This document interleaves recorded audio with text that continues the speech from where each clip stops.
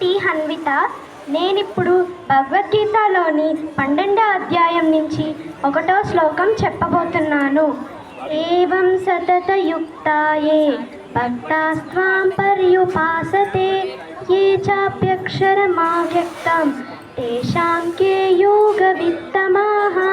భావం: అర్జునుడు ప్రశ్నించెను, నీ భక్తియుత సేవలో సర్వదా నెలకొని ఉన్నవారా లేదా అవ్యక్తమైన నిరాకార బ్రహ్మమును అర్చించేవారా? ఎవ్వరు వీరిలో పరిపూర్ణులుగా భావించబడతారు అని అర్జునుడు ప్రశ్నించాడు.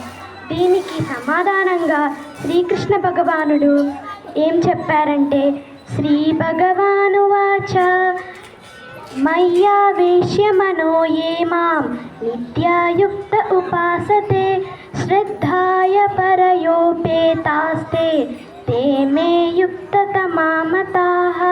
భావం: నా సాకార రూపము తమ మనస్సును స్థిరపరిచి మహోన్నతమైన దివ్యమైన శ్రద్ధతో నన్ను అర్చించడములో సర్వదా నెలకొని ఉన్నవారే పరిపూర్ణులుగా భావించబడతారని శ్రీకృష్ణ భగవానుడు చెప్పారు.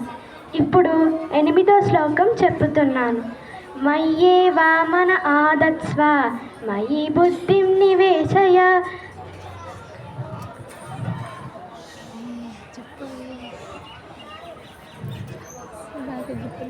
నివసిష్యసి మయ్యేవ అత ఉత్వం నా సంశయః. భావం: దేవుడివైన నీ మనస్సును నా మీదకు స్థిరపరచు, నీ బుద్ధినంతా నా మీదకి ఉపయోగించు. అలానే నీవు నిస్సందేహంగా నాలోనే ఉంటావు. Thank you. హరే కృష్ణ.